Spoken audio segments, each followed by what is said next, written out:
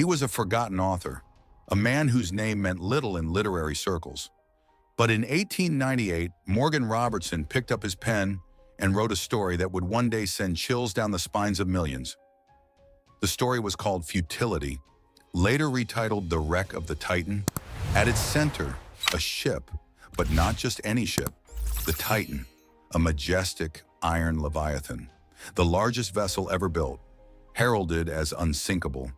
It carried the richest men and women of its time, aristocrats, financiers, socialites, all sailing in luxury across the frigid North Atlantic. Then on a cold April night, the Titan struck an iceberg. The ship went down. Thousands drowned in the dark. And there were not enough lifeboats. That was the fiction. Now fast forward 14 years to 1912. A real ship is launched from Southampton, England. It too is the largest ever made. The pride of a mighty empire, outfitted with plush dining salons, gold-rimmed china, grand staircases, and Turkish baths. Its name, the RMS Titanic, also declared unsinkable, also carrying the elite, John Jacob Astor, Benjamin Guggenheim, Isidor Straus, also sailing in April, also bound for New York. And on the night of April 14th, just like the Titan, it too strikes an iceberg, it too sinks, and over 1,500 souls perish in icy waters, with lifeboats for less than half.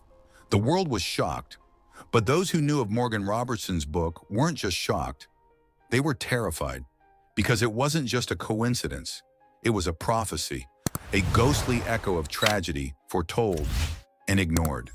Was it just eerie fiction, a chilling coincidence? Or was the world warned and chose not to listen? Today we uncover the forgotten author, the bizarre parallels, and the real-world choices that made the Titanic's fate not only tragic, but hauntingly preventable. This is Echoes of History. This is the darkest secret of the Titanic. In the spring of 1898, a little-known American author named Morgan Robertson released a novella titled Futility, or The Wreck of the Titan. It came and went without much attention. Just another dime store maritime adventure. But buried within its pages was a story that would one day send shockwaves around the world. A fictional ship named Titan was at the center. It was a marvel of engineering, the largest vessel ever built, hailed as unsinkable, and full of the wealthiest passengers money could buy. It set sail in April from England, bound for New York, and on a cold, moonless night in the North Atlantic, it struck an iceberg. The impact ripped through its starboard side. Within hours, the Titan sank. There weren't enough lifeboats. Thousands drowned in the icy darkness. Decades later, when Titanic went down, people opened Robertson's book again and realized it wasn't just a story. Let's compare. The Titan was 800 feet long. The Titanic, 882 feet. Titan could carry 3,000 passengers. Titanic, just over 2,400. Titan had 24 lifeboats. Titanic, only 20. Titan sank 400 miles from Newfoundland. Titanic sank 370 miles away. The Titan sank on an April night. The Titanic did too. The Titan hit an iceberg at high speed. So did the Titanic. Even the casualties were similar. Thousands lost due to lifeboat shortages and freezing water. When the Titanic sank in 1912, readers and journalists dug up Robertson's forgotten tale and gasped. Was it some kind of prophetic vision? Or had the world simply ignored a chilling warning dressed as fiction? Morgan Robertson was quick to deny any supernatural foresight. He insisted he was just a maritime enthusiast, someone who studied ship design, followed industry trends, and imagined the worst. But even critics found it hard to dismiss the uncanny precision of his writing. How do you explain the name Titan, the month of the disaster, the iceberg in the same stretch of ocean, the almost identical death toll? Did Morgan Robertson simply guess with chilling accuracy? Or did he tap into something deeper, something the shipping industry should have paid attention to? In either case, the story of the Titan became more than fiction. It became a mirror, one that showed the Titanic long before it ever set sail. The Titanic disaster wasn't just a freak accident. It was a catastrophe waiting to happen. And the warnings were there. Loud, repeated, clear. On April 14, 1912, just hours before the collision, the Titanic received 6 iceberg warnings from nearby ships. 6. Wireless operators on vessels like the Mesaba, Californian, and Coronia all sent messages. Ice ahead, slow down, danger. But those warnings were ignored. Captain Edward Smith, a seasoned mariner on his last voyage before retirement, made a fateful decision. He kept the Titanic cruising at almost full speed, about 22.5 knots. Why? Because back then, it was common practice. The belief was simple: we'll spot the ice in time. But April 14th was no ordinary night. There was no moon to reflect off the water. The sea was eerily calm, a mirror. No waves lapping against the base of icebergs. That meant they became nearly invisible until it was too late. And just when you think it couldn't get worse, there were no binoculars in the crow's nest. The Titanic's lookouts, Frederick Fleet and Reginald Lee, were peering into the vast black ocean with nothing but their bare eyes. Why? Because the key to the locker holding the binoculars had accidentally been taken off the ship by an officer reassigned before departure. No one noticed, no one replaced it. So now imagine this.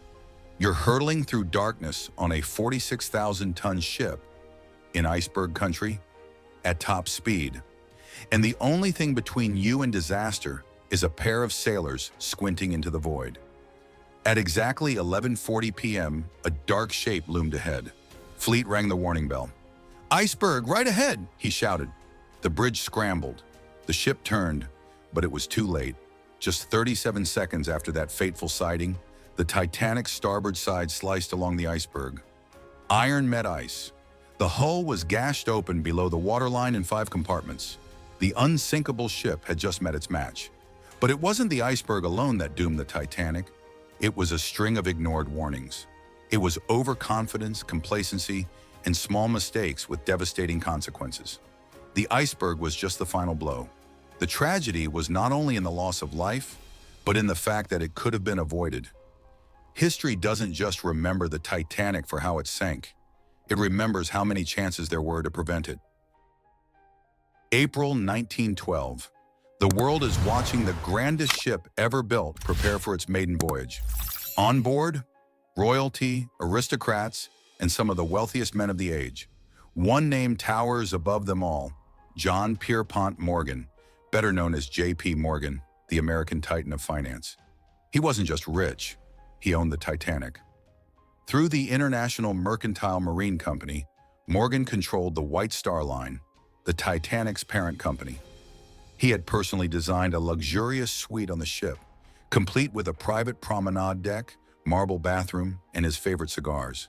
His luggage was already aboard. His personal valet already making arrangements in New York. Everything was set. And then, just one day before sailing, Morgan canceled. The reason? Sudden illness. But just days later, Morgan was spotted in Aix-les-Bains, France, healthy, relaxed, and shopping for statues. So much for being sick. Now here's where things get eerie. Aboard the Titanic were multiple men who opposed Morgan financially. Rivals, critics, powerful ones. Among them, John Jacob Astor III, one of the richest men in America, Benjamin Guggenheim, mining magnate Isidor Straus, co-owner of Macy's department store. All of them died in the icy Atlantic, but Morgan, he lived because he never boarded the ship. Coincidence or something else? Some conspiracy theorists have asked, did Morgan know? Did he have a reason to stay away? Was Titanic's voyage more than just a passenger crossing, but part of a deeper agenda? There's no proof, of course. Only questions, and a strange, inconvenient truth. The one man with the power to stop the disaster just happened to be the one man who didn't sail. In the end, J.P. Morgan never answered for his absence. He died the following year, and his decision to skip the Titanic remains one of the ship's greatest unsolved mysteries. Was it chance? Was it fate? Or was it the final warning that no one recognized? For the survivors of Titanic, the nightmare didn't end when they were rescued. They may have been pulled from the icy waters, but the ocean's hold on them never let go. Take Eva Hart, just 7 years old when Titanic sank. She survived, but the memories, the screams in the water, the final cries of her father, who gave up his place in the lifeboat to save her. Eva would never forget. Decades later, she said, "I saw that ship sink. I heard the cries. I'll never forget it." And then there's Frederick Fleet, the lookout who first saw the iceberg. He blamed himself for not spotting it sooner. But the truth? He had no binoculars. The key to the locker had been left behind. A tragic oversight. And yet, for Frederick, it was a mistake that would haunt him for the rest of his life. In 1965, after decades of poverty and trauma, Fleet took his own life, consumed by guilt. He wasn't alone. Several other Titanic survivors struggled in silence, racked with guilt and PTSD, long before post-traumatic stress disorder even had a name. Some took their lives, believing they had no right to live when so many had died. The ship's ghost lingered, not just in the dark depths of the Atlantic, but in the minds of those who survived. They carried the weight of the tragedy with them. The Titanic didn't just take lives that night, it stole peace, forever haunting those who had been lucky enough to escape the cold sea. In the end, Titanic was more than just a shipwreck. It became a symbol of loss, of lives cut short, of dreams shattered, and of souls left adrift. For the survivors of Titanic, the nightmare didn't end when they were rescued. They may have been pulled from the icy waters, but the ocean's hold on them never let go. Take Eva Hart, just 7 years old when Titanic sank. She survived, but the memories, the screams in the water, the final cries of her father, who gave up his place in the lifeboat to save her. Eva would never forget. Decades later, she said, "I saw that ship sink. I heard the cries. I'll never forget it." And then there's Frederick Fleet, the lookout who first saw the iceberg. He blamed himself for not spotting it sooner. But the truth? He had no binoculars. The key to the locker had been left behind. A tragic oversight. And yet, for Frederick, it was a mistake that would haunt him for the rest of his life. In 1965, after decades of poverty and trauma, Fleet took his own life, consumed by guilt. He wasn't alone. Several other Titanic survivors struggled in silence, racked with guilt and PTSD, long before post-traumatic stress disorder even had a name. Some took their lives, believing they had no right to live when so many had died. The ship's ghost lingered, not just in the dark depths of the Atlantic, but in the minds of those who survived. They carried the weight of the tragedy with them. The Titanic didn't just take lives that night, it stole peace, forever haunting those who had been lucky enough to escape the cold sea. In the end, Titanic was more than just a shipwreck. It became a symbol of loss, of lives cut short, of dreams shattered, and of souls left adrift. The Titanic wasn't just a maritime tragedy, it was a chilling reminder that no ship is truly unsinkable, and no warning should ever be ignored. And perhaps, just perhaps, the world was warned 14 years before it ever set sail. Thank you for watching Echoes of History. If you were shocked by this story, hit like, subscribe, and ring that bell so you don't miss more deep dives into the past.